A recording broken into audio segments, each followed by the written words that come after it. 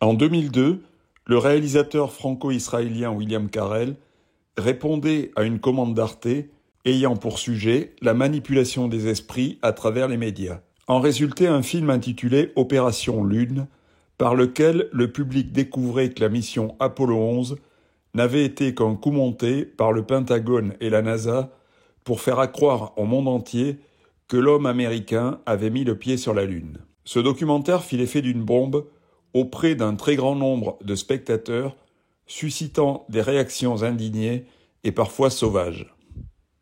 Pour les uns, avancer des thèses aussi farfelues relevait de la folie pure. Pour les autres, tout ce qu'ils avaient cru sur la conquête spatiale s'effondrait en 52 minutes, tandis que pour quelques-uns, la télévision osait dire ce qui se murmurait depuis longtemps, en attendant qu'on crève un jour l'abcès, eh bien voilà, c'était fait. Si la conquête spatiale était un mensonge, c'est une partie de l'histoire du monde contemporain qui était mise cul par-dessus tête, voire même l'histoire du monde tout court.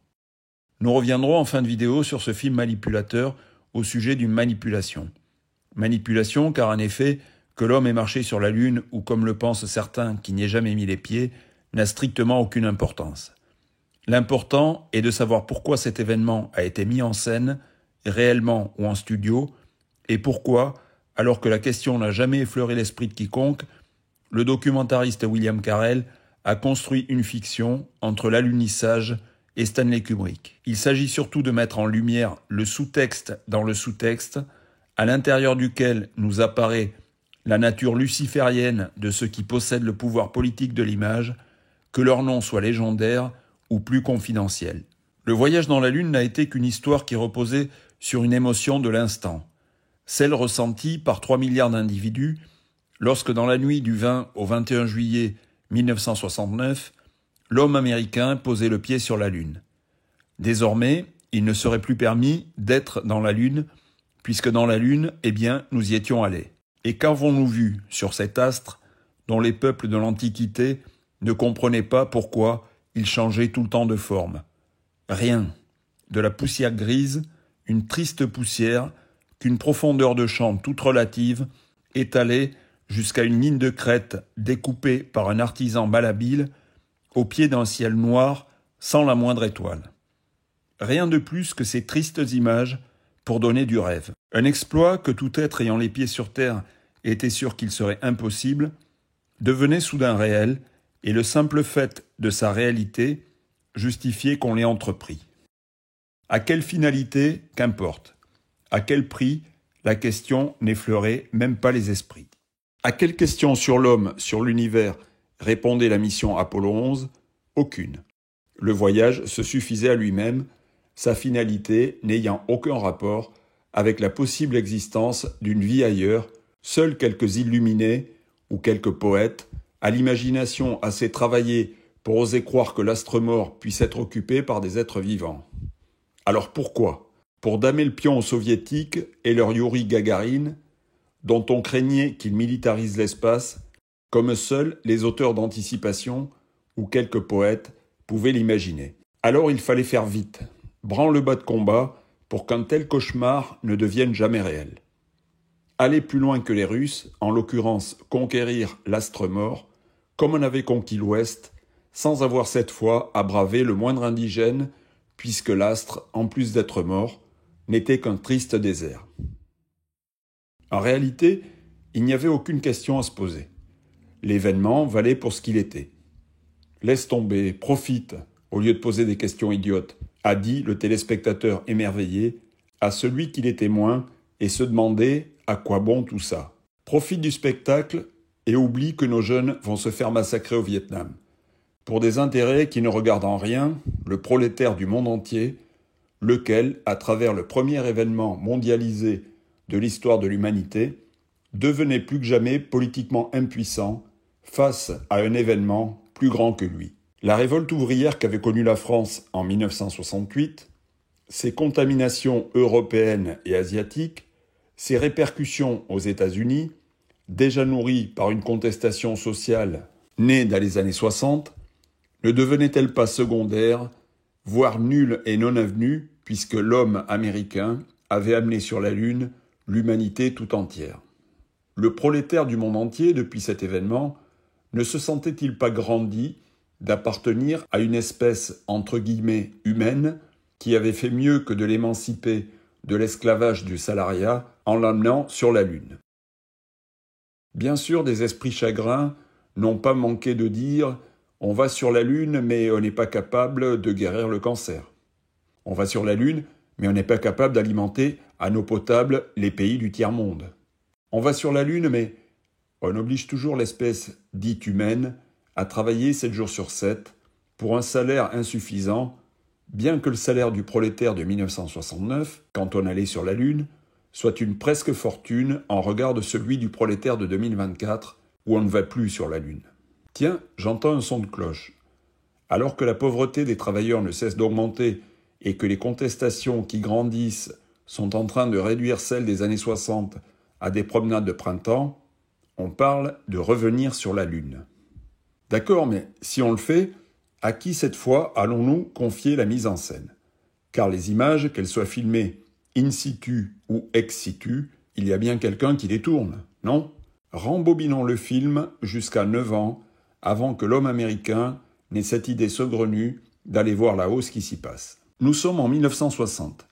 Le cinéma américain met sur le marché une de ces grosses superproductions destinées à ramener dans les salles un public qui préfère rester assis devant la télévision. Spartacus, au budget pharaonique, appartient à cette famille de films obèses qui vise à en mettre plein les yeux et rappeler aux brebis égarées que spectacle est bel et bien synonyme de grand écran, pas de petit. Ces gros films, que sont Quo Vadis, L'Égyptien, Ben-Hur, Le Cid, La chute de l'Empire romain, Cléopâtre, L'extase et l'agonie, la plus grande histoire jamais contée, ne sont jamais confiés à des novices de la mise en scène. Les budgets sont tellement énormes que les studios ne prendront pas le risque de les voir rallongés par l'inexpérience de réalisateurs trop jeunes. Il faut du métier pour manœuvrer ces grosses machines. Et tous les metteurs en scène de ces films ont derrière eux une filmographie riche en succès public et en récompenses. Kirk Douglas, vedette de Spartacus, film où on se demande pourquoi la Lune change de forme, en est aussi le producteur. Il sait qu'il a besoin d'un metteur en scène au cuir solide pour réussir un film qui, s'il est un échec, risque de le disqualifier en tant que producteur. Il choisit donc Anthony Mann, dont la réputation à Hollywood n'est plus à faire, à la tête d'une filmographie riche en films noirs, en western, dont nombre d'entre eux sont déjà à l'époque des références de genre.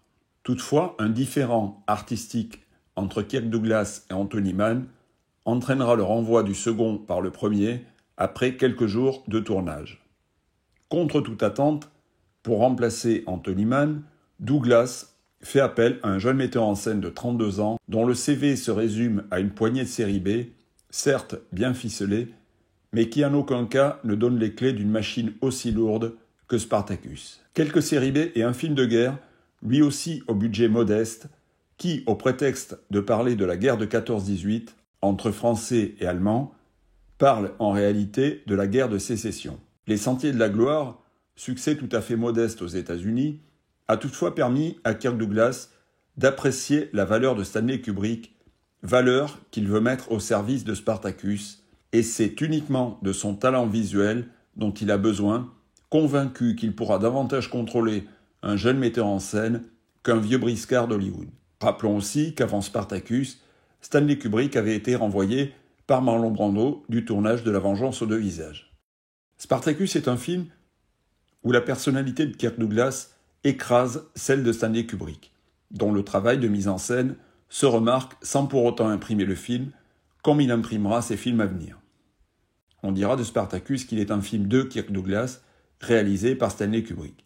Ce dernier, d'ailleurs, reniera le film, refusant de participer à sa restauration dans les années 90. Ce film, qu'il a toujours voulu glisser sous le tapis, dont il a toujours refusé de parler à la poignée de critiques qui ont eu le privilège de l'approcher, connut pourtant un succès que beaucoup de jeunes metteurs en scène auraient aimé connaître à l'éclosion de leur carrière. Alors que ce triomphe public met Stanley Kubrick sur les grands boulevards d'Hollywood, Spartacus sera son dernier film américain. C'est à partir de son film suivant, Lolita, que la carrière de Stanley Kubrick prend un tour absolument inédit dans l'histoire du cinéma américain. Pour des raisons de production assez nébuleuses, expliquées par le biographe de Kubrick, John Baxter, Kubrick décide de ne pas tourner le film aux États-Unis, mais en Angleterre. Là-bas, il rencontre Peter Sellers, acteur britannique au génie tourmenté, qui fascine Kubrick au point de l'engager coup sur coup pour Lolita et pour Docteur Folamour. L'idée germe alors dans l'esprit de Kubrick de quitter définitivement les États-Unis pour s'installer en Angleterre en prenant précisément pour modèle Peter Sellers qui, dixit Kubrick, vit en Angleterre tout en travaillant aux États-Unis. Contrairement à ce qu'affirme Kubrick, Sellers est un acteur anglais qui a fait toute sa carrière en Angleterre et travaille pour l'occasion avec un cinéaste américain nommé Stanley Kubrick sur 2 films entièrement tournés en Angleterre. C'est un détail qui a une certaine importance. Petit retour en arrière. En 1951, plusieurs cinéastes américains vont être contraints de quitter Hollywood pour avoir refusé de témoigner devant la commission des activités anti-américaines conduite par le névropathe sénateur McCarthy. Ces cinéastes, nommés Jules Dassin, John Berry, Abraham Polonsky et Joseph Losey, n'auront pas d'autre choix que de venir travailler en Europe s'ils veulent continuer à faire des films. Excepté Joseph Losey qui mènera une brillante carrière en Angleterre et un petit peu en France, les autres tourneront des films au rabais, Jules Dassin ayant un tantinet mieux réussi que ses co-exilés. Aucun cinéaste dans toute l'histoire du cinéma ne s'est exilé de son pays d'origine pour d'autres raisons que politiques. La vague de metteurs en scène d'Europe de l'Est partis vers Hollywood dans les années 30 et 40 se justifiait par la montée du nazisme. Une autre vague moins importante dans les années 70, qui a vu arriver aux États-Unis les Roman Polanski, Milos Forman, Jerry Skolimowski, relevait tout autant de l'exil politique. Et alors que beaucoup de cinéastes anglais étaient partis travailler à Hollywood, certes pour permettre à leurs films de rayonner davantage, ils le faisaient aussi pour des raisons fiscales, l'Angleterre étant un des pays les plus confiscatoires au monde. Alors comment Kubrick, jeune cinéaste qui a encore tout à prouver, a-t-il décidé de quitter Hollywood où les contrats se signent selon les clubs, les restaurants et les boîtes de nuit qu'on fréquente? Un jeune cinéaste qui a tout intérêt à développer un tissu relationnel indispensable à l'évolution de toute carrière décide au contraire de se couper du monde et d'aller vivre ailleurs. Imagine-t-on les conséquences qu'aurait eu pareil exil sur les carrières des contemporains de Kubrick, les Arthur Penn, Sidney Lumet, Sidney Pollack, John Frankenheimer, s'ils avaient opté pour la même démarche? Selon le biographe de Kubrick, la raison de cet exil est la peur que Kubrick nourrissait au sujet d'un conflit nucléaire États-Unis-URSS après l'affaire des missiles de Cuba. Si telle est la raison, l'immense culture qu'on a prêtée à Kubrick trébuchait sérieusement sur la question politique dont la conscience la plus endormie savait déjà dans les années 60 que l'impitoyable guerre des États-Unis entamée en 1945 ne se ferait pas contre l'URSS mais bien contre l'Europe, et que cette guerre serait économique. On doute que Kubrick fût à ce point idiot. Tout en gardant un pied-à-terre à New York, Kubrick s'installe donc avec sa famille en Angleterre, d'où il ne repartira jamais. L'Angleterre des années 60, en plein Swimming London, intéresse beaucoup de cinéastes américains qui viennent y tourner leurs films, dont le coût de production est inférieur à ce qu'ils auraient coûté à Hollywood. La proximité de l'Angleterre leur permet également de délocaliser des productions coûteuses vers le désert d'Almeria où la main-d'œuvre est bien meilleur marché.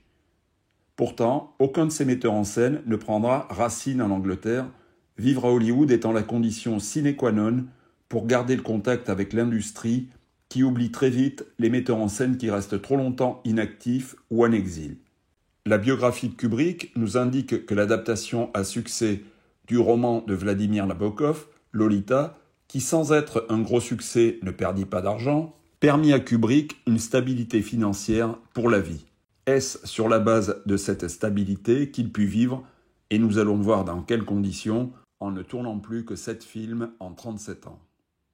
Tous les cinéastes du monde sont contraints à un moment donné à des besognes alimentaires. Le plus célèbre en matière d'impécuniosité, malgré sa filmographie, reste sans doute Orson Welles, contraint pour survivre de jouer dans d'insondables navets et de tourner des publicités aux États-Unis et en Europe.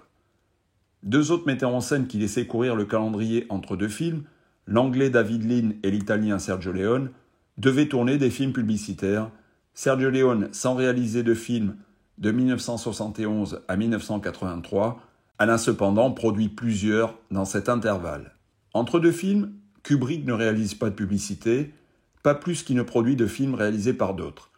Il ne fait strictement rien. Il s'écoule 2 ans entre Lolita et Dr Folamour, 4 ans entre Dr Folamour et 2001 l'Odyssée de l'espace, 3 ans entre 2001 et Orange Mécanique, 4 ans entre Orange Mécanique et Barry Lyndon, 5 ans entre Barry Lyndon et Shining, 7 ans entre Shining et Full Metal Jacket, 12 ans entre Full Metal Jacket et Eyes Wide Shut. Il réalise chacun de ses films en un temps infiniment plus long que la plupart des autres metteurs en scène. Plus il avancera dans sa carrière, plus les temps de tournage seront longs, alors que l'expérience aurait dû lui apprendre à travailler plus vite. Ces tournages interminables étaient-ils volontairement ralentis par lui pour nourrir sa légende, conscient qu'au-delà d'un certain degré de réputation, rien ne le contraindrait à d'autres méthodes? Des films qu'il tournait en 2 ans auraient-ils été moins bons s'il les avait tournés en 2 mois? Les tournages excessivement longs ne datent pas de l'arrivée de Kubrick dans le cinéma. Autant l'emporte le vent, Ben-Hur, Le Guépard, Laurence d'Arabie, La chute de l'Empire romain, La fille de Ryan sont des exemples de films dont les tournages se sont étirés dans le temps, mais il s'agit de films à grand spectacle, riches en figurations, en scènes d'action, nécessitant la construction de nombreux décors, de séquences souvent tournées dans des extérieurs difficiles, retardées, comme La fille de Ryan, par les caprices de la météo. Mais à part 2001 l'Odyssée de l'espace, soumis à une technique complexe, qui ne s'appliquait pourtant qu'à filmer des modèles réduits, ou les éclairages à la bougie de Barry Lyndon, rien n'indique dans ces autres films qu'il ait eu besoin d'autant de temps pour les tourner. Il tourne toujours dans le confort d'un studio, et lorsqu'il a besoin d'extérieur, il les fait construire près de chez lui. C'est ainsi que l'hôtel de Shining, situé dans l'Oregon, le Vietnam de Full Metal Jacket, le New York d'Eyes Wide Shut sont fabriqués de toutes pièces dans la campagne anglaise, dans un périmètre d'une 30aine de kilomètres autour de la maison de Stanley Kubrick. N'aurait-il pas été moins onéreux d'aller tourner les extérieurs sur place? Pour Full Metal Jacket, par exemple aux Philippines, où de nombreux films situés au Vietnam trouvaient des extérieurs conformes. Selon son biographe, Kubrick, en plus d'une phobie de l'avion, affichait plusieurs symptômes de paranoïa aiguë. Il développait une hypersensibilité à la contagion et renvoyait chez lui tout membre de l'équipe ayant un rhume. Il possédait des armes à feu et quand il travaillait avec Arthur C. Clarke à New York sur le scénario de 2001, en 1966, il se déplaçait avec un grand couteau de chasse dans sa serviette. Il allait de plus en plus éviter de conduire et exigeait que les voitures dans lesquelles il était passager ne roulent pas à plus de 55 km/h. Pendant qu'il travaillait sur 2001, la répugnance que Kubrick éprouvait pour les voyages s'accentua. Il refusait tout net de travailler à plus de 15 km de chez lui. La paranoïa, loin d'être une anomalie chez un artiste qui se distingue par la singularité de son travail, peut accessoirement en éclairer tout ou partie, à défaut de nourrir des anecdotes utiles à piquer la curiosité du biographe, le cas échéant à lever le voile sur un trait de personnalité équivoque en contrariété avec une certaine image publique. Elle peut aussi, dans le cas de Kubrick, s'expliquer comme la conséquence d'une crainte, non pas nucléaire ou bactériologique, mais bien humaine, nourrie par ceux auprès desquels on s'est engagé. Selon Arthur C. Clarke, Kubrick n'avait pas beaucoup d'argent, propos rapportés dans la biographie de Kubrick. Alors comment se permettait-il de vivre dans un manoir anglais en ne tournant que les films qu'il avait envie de tourner? Exilé en Angleterre, ces films étaient produits par la MGM, puis par la Warner, compagnie américaine. Autrement dit, en s'exilant, Kubrick prétendait s'émanciper des contraintes des grands studios américains, tout en ne travaillant qu'avec les grands studios américains. Il y a 2 moments charnières dans la carrière de Stanley Kubrick.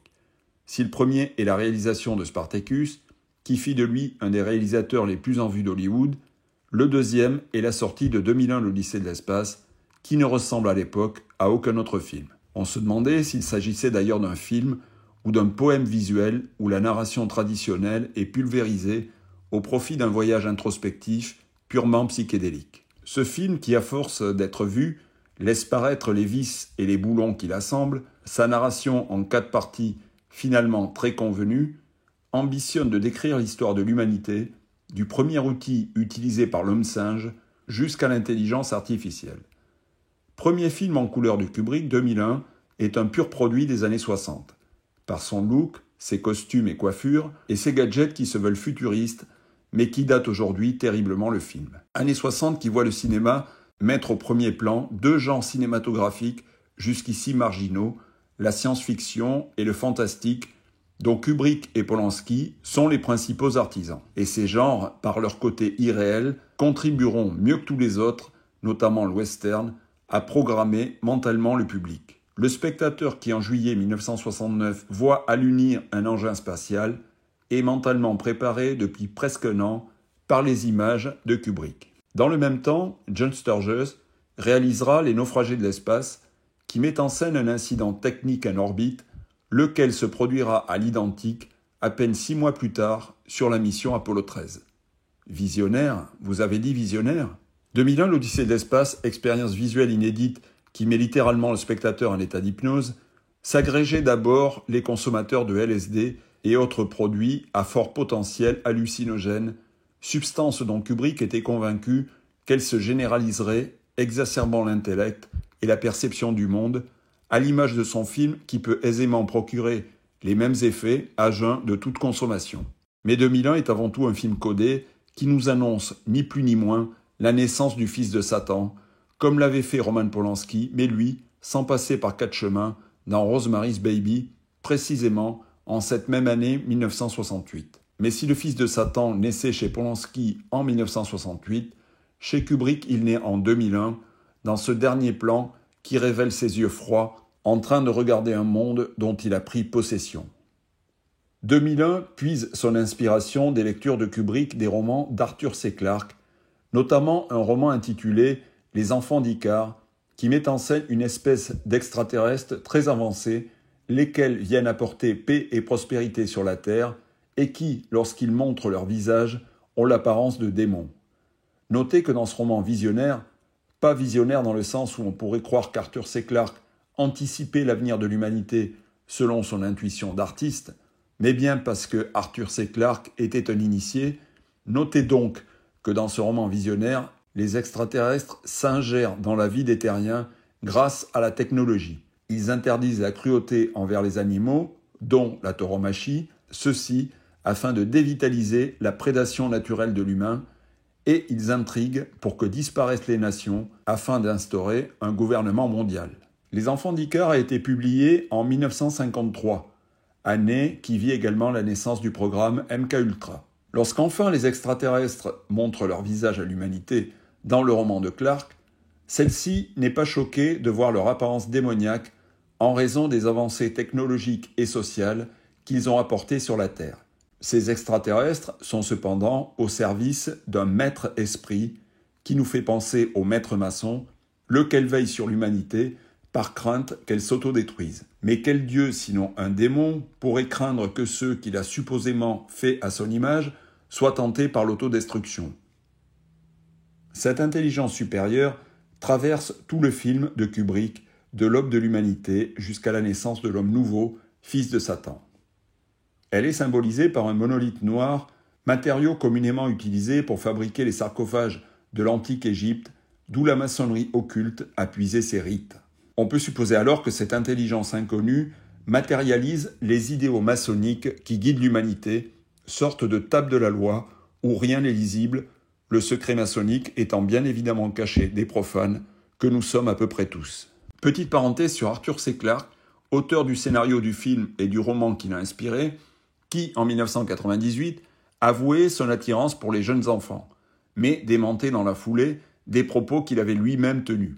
N'est-on pas là en présence d'une personnalité programmée, un MKUltra, à l'intérieur de laquelle se produisent des bugs, comme chez Thomas Pesquet, qui annonce qu'un jour, l'homme ira sur la Lune, et, conscient de ce bug, ni par la suite avoir dit ce qu'il a dit. Quant au voyage qu'effectue Bowman, l'astronaute de 2001, voyage effectué à travers le tunnel coloré dans la dernière partie du film, il évoque le même Thomas Pesquet qui prétend avoir vu des îles lors de son premier voyage dans l'ISS. Îles qu'il s'est empressé de dessiner pour ne pas les oublier. Pourquoi ne pas les avoir photographiées, à moins que ces îles n'existent que dans sa tête? Fermons la parenthèse et revenons à 2001, dont l'humanité darwinienne est présentée au début du film comme un attroupement de primates craintifs qui, rencognés dans leur caverne, celle de Platon, attendent que la lumière vienne les éclairer. Lumière qui apporte à ce troupeau de sauvages les tables de la loi autour de laquelle ils s'agitent comme des enfants à qui on vient faire un merveilleux cadeau, mais qui ont besoin d'être guidés pour savoir l'utiliser.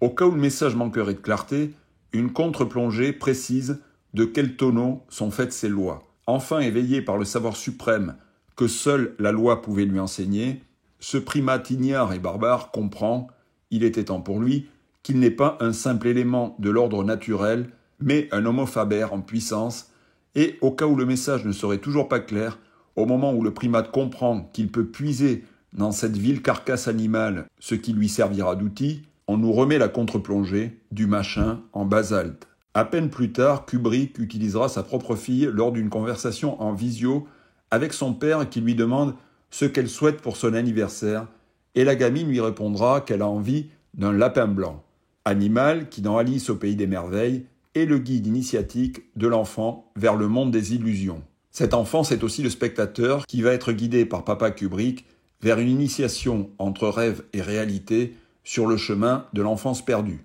Ces images de l'homme qui, tel un hamster, tourne la roue de sa vie absurde, illustrent parfaitement le mythe de Sisyphe d'Albert Camus, auquel Kubrick ne peut pas ne pas avoir pensé en filmant ce genre de séquence. Sauf que, nous allons le voir, la vie de l'astronaute n'est pas aussi absurde que chez Camus, puisqu'en tournant comme ça en rond, eh bien, on finit par arriver sur Jupiter. La première partie du film, le premier tableau, dirons-nous, nous montre une humanité primitive. Humanité qui n'est rien d'autre que l'humanité de 1968 selon Kubrick, indécrottable misanthrope qui ne voyait en l'espèce humaine que sauvagerie et bestialité. Et cette humanité primitive, à peine consciente d'elle-même, a besoin, pour évoluer, du savoir orange, représenté par cette couleur qui équivaut au 33e degré du rite écossais. Le premier tableau est donc orange. Le deuxième tableau est blanc, couleur du tablier de l'apprenti maçon, apprenti spectateur qui commence l'initiation par des images qu'il n'avait encore jamais vues de sa vie. Dans la séquence blanche qui met en présence Russes et Américains en pleine guerre froide en 1968, mais que Kubrick voit réconcilier après la chute du mur, à moins qu'en 1968 il soit déjà relié par une fraternité maçonnique, on apprend dans cette séquence que le docteur Floyd se rend sur la Lune. Depuis le premier tableau qui nous montrait le Soleil, on se dirige désormais vers l'astre mort. Le Soleil et la Lune sont les corps célestes que l'apprenti maçon découvre lorsqu'on lui retire son bandeau d'initié. Dans le film, les deux astres encadrent le chemin d'une initiation maçonnique à laquelle nous allons assister. Le film s'emploie à chaque séquence à égarer le spectateur jusqu'à ne plus savoir où est le haut, où est le bas. La formule connue, ce qui est en bas est comme ce qui est en haut, ce qui est en haut est comme ce qui est en bas, extrait de la table d'émeraude qui est aussi le nom de nombreuses loges maçonniques en France. Cette formule purement alchimique, destinée à égarer, a été récupérée par la franc-maçonnerie, comme elle récupère les symboles religieux et ésotériques pour en détourner le sens. Kubrick, qui s'est toujours arrangé pour qu'on ne puisse hypostasier aucun de ses films, donne pourtant dans ce genre de séquence une traduction visuelle de la dite formule. Il le fait, on ne peut plus clairement, quand l'astronaute, cul par-dessus tête, est regardé froidement par l'œil qui voit tout. Mais un peu avant, nous aurons eu un plan à l'humour douteux sur la manière de faire ses besoins à l'apesanteur. Dans 50 ans de cinéma américain, Bertrand Tavernier et Jean-Pierre Coursaudon, extrêmement critiques sur le cinéma de Kubrick, déplorent qu'il ait la main si lourde dès qu'il cherche à faire de l'ironie. Ce genre de plan ne fait que leur donner raison, d'autant plus qu'en l'espèce, l'humour scatologique sous-entend la coprophagie, dans la mesure où dans l'espace, les matières n'ont plus de gravité. Son ami Spielberg proposera une illustration similaire dans La liste de Schindler, film qui s'appuie sur la déportation pour parler en réalité du trafic d'enfants. Allusion à la scatologie pour le moins bizarre, quand des témoignages rapportent l'ingestion forcée de matière fécale lors d'abus rituels que Kubrick connaissait très bien pour les avoir exposés dans Eyes Wide Shut. Tavernier et Coursaudon écrivent aussi, et de manière très juste, que Full Metal Jacket, avant-dernier film de Kubrick, décrit un Vietnam de l'esprit. 20 ans plus tôt, 2001 l'Odyssée de l'espace, n'était pas moins un film sur l'espace de l'esprit. Dans la biographie de Kubrick, on apprend que le montage final de 2001 l'Odyssée de l'espace n'a pas retenu des éléments relatifs à un dialogue entre Bowman et l'ordinateur HAL. Citons ce qui est retranscrit dans la biographie de Kubrick. Ouvrez les guillemets. Bowman soumet HAL à un feu roulant de questions, insinuant qu'il y a quelque chose à propos de cette mission qu'on ne nous dit pas. Quelque chose que le reste de l'équipage sait et que tu sais. Nous voudrions savoir si c'est vrai. Je suis désolé, Dave, répond HAL d'un ton suffisant. Je ne peux pas répondre à cette question sans savoir ce que vous savez tous. Fermez les guillemets. Selon le biographe de Kubrick, ces conversations disparurent à la dernière minute, décision prise de mettre l'accent sur le côté visuel du film et de jeter une grande partie des dialogues à la poubelle. On ne peut bien entendu rien affirmer quant au contenu de ce qui n'est pas dit aux astronautes sur la nature de cette mission. Dialogue purement décoratif pour alimenter le mystère qui enveloppe le film ou favoriser une narration abstraite plus apte à soutenir son contenu visuel. Certainement, mais de la part d'un cinéaste aussi concerné par le pouvoir de l'image, l'impact visuel de son film ne vise pas à satisfaire le cochon payant de l'époque dans son besoin de spectacle, lequel d'ailleurs, par son degré d'hermétisme, provoqua même l'effet contraire. On imagine que si ce dialogue avait été conservé, Bowman n'aurait pas obtenu une réponse à sa question, mais le spectateur, lui, aurait pu y réfléchir. Que nous cache donc ce film bizarre ? Ce spectateur sceptique de 1969 face à l'alunissage, qui, en repensant au film de Kubrick, aurait pu se demander ce qu'on cache en effet non seulement aux astronautes, mais à l'humanité prolétarisée, auquel l'autre spectateur, celui à qui on donne enfin la lune, qu'on lui promet depuis l'enfance, aurait pu répondre « Mais laisse-nous donc rêver au lieu de te poser des questions ». Il n'en reste pas moins que dans l'esprit de Kubrick, Bowman, l'astronaute ne connaît pas tout de sa mission. Quand on observe le visage de Bowman, interprété par un comédien qui 3 ans auparavant avait incarné un psychopathe dissocié dans Bunny Lake a disparu d'Otto Preminger, on en vient sans trop forcer la comparaison à la deuxième personnalité préférée des Français qui, derrière son regard éternellement fixe, dont l'expression corporelle se limite à 4 ou 5 gestes, affirme sans bafouiller, bug dans sa programmation, allez donc savoir, qu'un jour peut-être l'homme sera capable de poser le pied sur la Lune. Sait-il, depuis qu'il voyage dans la thermosphère, ce que lui cachent ceux qui l'y ont envoyé ? Existe-t-il dans son espace confiné, dont il y ait tout à craindre qu'il soit mental, un ordinateur nommé HAL pour lui donner la réponse ? Ou doit-il poser la question, non pas à l'ordinateur programmé par l'homme, mais au programmeur mental de l'astronaute ? Revenons à 2001. Dans 80% du film, il ne se passe absolument rien. Tel un enfant gâté à qui on a fait cadeau d'un jouet hors de prix, Kubrick s'amuse à filmer des maquettes et des personnages qui vont et qui viennent dans des décors futuristes, lesquels seront largement copiés dans la série sataniste Cosmos 1999. Si la dramaturgie de 2001 est pauvre, le pouvoir de conditionnement des images sur le spectateur de l'époque est extrêmement puissant. On y voit par exemple un véhicule spatial atterrir sur une lune de studio avec un horizon tout proche, comme on le verra à la télévision quelques mois plus tard.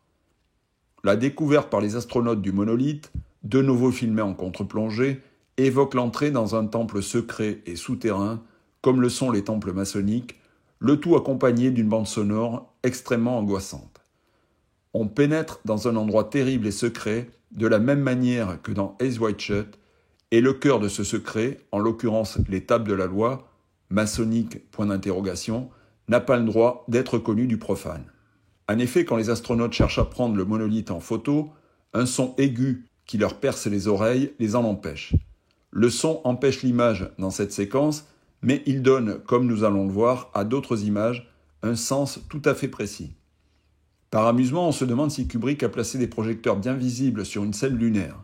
Par amusement, on se demande si Kubrick a placé des projecteurs bien visibles sur une scène lunaire, ici justifiée par le sujet, mais projecteurs dont on supposera la présence dans les scènes d'alunissage d'Apollo 11. 2001 est un film au scénario squelettique étalé sur 2h30 qui enferme 2 astronautes dans un espace confiné géré par une intelligence artificielle. D'après son biographe, qui rapporte les propos d'un collaborateur de Kubrick, Kubrick n'était animé d'aucune curiosité. C'était un vampire qui s'attaquait au cerveau des gens et toutes les notes qu'il prenait n'étaient qu'un moyen d'accumuler le savoir des autres. Il dépeint également Kubrick comme un individu totalement fermé aux suggestions, ne se référant qu'à lui-même, incapable de reconnaître ses erreurs, même quand on les lui mettait sous les yeux. Ce savoir technique, Kubrick l'a emmagasiné pendant des années pour accoucher d'un 2001 où la technologie a plus d'importance que les rapports humains. Dans le segment qui occupe la plus grande partie du film, on s'intéresse aux doutes que nourrit cette intelligence artificielle sur les intentions des astronautes envers elle. Kubrick ne fait que réduire dans un espace clos le thème universel du monde sous contrôle, où ceux qui l'exercent, détenteurs d'un savoir occulte, n'hésitent pas à éliminer physiquement ceux qui un jour prennent conscience du monde mensonger dans lequel on les oblige à vivre. Symbolisé par un ordinateur, HAL n'est rien d'autre que le savoir absolu, celui des loges, représenté par l'œil unique sur lequel Kubrick insiste tout au long du film, et, chose qui frappe le spectateur, Kubrick subjective le point de vue omniscient de l'œil en inversant les points de vue. On notera au passage que les astronautes cryogénisés, en attente du réveil, dorment dans des sarcophages dont la symbolique est sans équivoque. La dernière partie du film nous amène au-delà de la Lune, en direction de Jupiter, planète qui incarne en franc-maçonnerie le vénérable de toutes les loges. Arrêtons-nous encore sur Thomas Pesquet qui, lorsqu'il s'est rendu compte d'avoir dit une bêtise en prétendant qu'un jour l'homme irait peut-être sur la Lune, a précisé qu'il voulait dire que l'homme irait au-delà de la Lune. Voulait-il dire qu'il irait vers Jupiter, comme les astronautes de 2001 ? Dans la séquence ultime, Bowman se retrouve dans un espace dont la décoration évoque le passé par son mobilier, avec un sol suréclairé d'inspiration futuriste. Sans aucun doute, le siècle des Lumières. Sol lumineux tout en damier, mais damier sur lequel les cases noires ont disparu au profit d'un blanc immaculé qui indique que l'homme a vaincu son côté obscur grâce aux lumières apportées par le siècle auquel on les attribue. Celui où la maçonnerie a éclairé le monde, siècle que Kubrick célébrera dans Barry Lyndon. C'est toutefois la bande-son de cette dernière séquence qui nous interpelle. Bande-son qui, sauf erreur, n'a jamais été commentée par les thuriféraires du maître. Elle est faite de cris, ceux de gens en détresse ou de gens qu'on torture, des cris absolument déchirants, parmi lesquels on distingue ceux d'enfants. Bowman pénètre-t-il dans une chambre des tortures qui, par bien des aspects, nous renvoie au décor du château à la fois luxueux et macabre de Eyes Wide Shut. Sa vision de lui-même en train de vieillir est-elle la vision d'une personnalité multiple au terme d'une vie de programmation absolue, jamais conscient des réalités du monde qu'il a traversé. Programmation dans un monde contrôlé où sévit la torture, d'où naît le fils de Satan, précisément en 2001. Ce fils de Satan aux yeux terribles, Bowman le perçoit enfin à l'intérieur du monolithe. Tel était donc son message. Si on veut une nouvelle fois évoquer le son, cet élément narratif qui donne un sens à l'image mais qui intéresse si peu les critiques de cinéma, il met au premier plan la respiration de Bowman sur une longue partie de la projection. Le spectateur l'entend comme sa propre respiration. Procédé très efficace pour enfermer le spectateur dans le scaphandre de l'astronaute et lui faire vivre une initiation comme s'il était lui-même un protagoniste du film. 2001, l'Odyssée de l'espace fit de Kubrick une sorte de gourou du 7e art, un demi-dieu, presque un être immatériel. Il poursuivit sa carrière avec ce que Bertrand Tavernier et Jean-Pierre Coursaudon nomment son film le plus déplaisant, Orange Mécanique, tout en précisant qu'il est constitutif de son génie et dont le titre original Clockwork Orange est bien plus précis. Clockwork est la mécanique de l'horloge à proprement parler et l'orange est l'équivalent du 33e degré du rite écossais, rappelons-le. En l'occurrence, le titre Clockwork Orange détermine le temps des travaux maçonniques qui, en la circonstance, équivalent aux 2h15 que dure le film et durant lesquels on aura suivi une initiation traumatique. Laquelle paraîtra inoffensive aux spectateurs de 2024, mais perturbera profondément celui de 1971, au point que Kubrick retirera longtemps le film de la circulation. Le film qui, du point de vue de cette initiation, laissera dans le cinéma la même empreinte qu'un justicier dans la ville, lui aussi dominé par la couleur orange, tout comme les premiers plans de 2001, revenons-y, qui nous présentent une aube de l'humanité éclairée par un soleil orange placé à côté d'une pyramide. Selon son biographe, quand Kubrick a décidé de retirer Orange Mécanique d'un circuit de distribution, la Warner, qui allait perdre de gros bénéfices, ne pouvait s'y opposer. Aucun autre réalisateur au monde n'avait un tel pouvoir sur un studio. D'où lui venait ce pouvoir ? De quelle paranoïa était atteint Kubrick lorsqu'il exigeait un contrôle total des textes qui étaient écrits sur lui ? Son biographe rapporte « Tous les auteurs qui essayèrent d'examiner en détail sa vie et sa carrière virent leur entreprise soumise à une surveillance étroite et, le plus souvent, contrecarrée, suivant une méthode bien rodée. » Au début, Kubrick acceptait de coopérer, se réservant le droit d'autoriser la publication du texte. Ensuite, il refusait de donner son agrément jusqu'à ce que les délais fussent dépassés ou que l'auteur perdît patience. En 1968, le magazine Books enregistra, aux mêmes conditions, 8 heures de conversation et fut autorisé à utiliser seulement 4 phrases. Eyes Wide Shut, dont le tournage commença en février 1996, se termina fin février 1998. 2 ans, le tournage le plus long de toute l'histoire du cinéma. Malgré son échec commercial, Barry Lyndon ne déstabilisa pas du tout Kubrick financièrement. Il quitta sa villa, relativement modeste en regard de son standing, pour s'installer dans un gigantesque manoir d'où il ne sortira absolument jamais, sinon pour réaliser à des années de distance 3 films dans un périmètre de 50 km. Petit détail amusant, ce manoir de Chilwick-Bury fut acheté par le premier propriétaire en 1666 et Kubrick y mourut en 1999.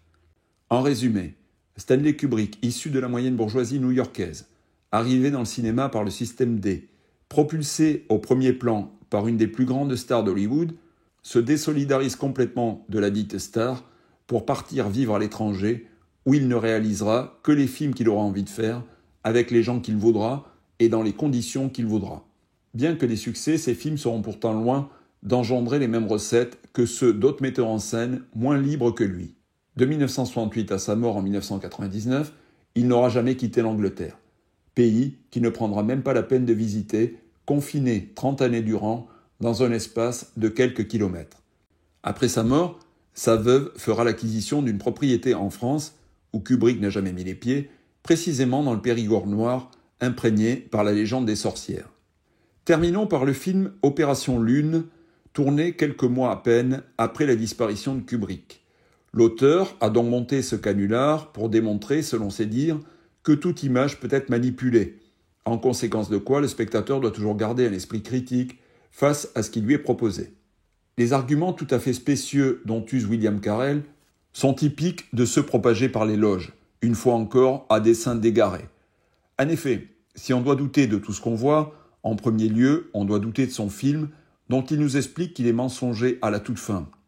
Seuls, selon lui, les complotistes auront pris son film au pied de la lettre.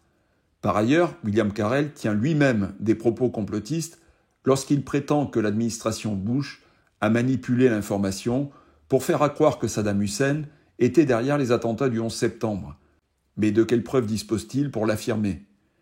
Il cite au passage Jean-Luc Godard qui prétendait que les images de l'alunissage étaient fausses et regrette de ne pas avoir retrouvé ces images où Godard s'exprime pour les monter dans son film.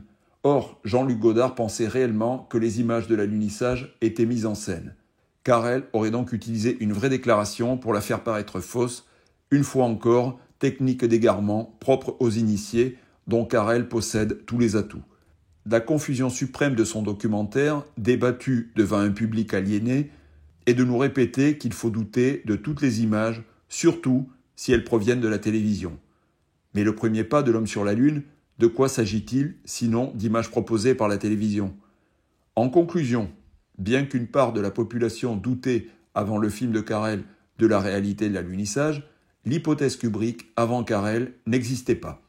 Depuis Carell, les sceptiques sont persuadés que l'événement et l'homme sont étroitement liés et n'était-ce pas dans le fond l'objectif visé par ce documentaire ?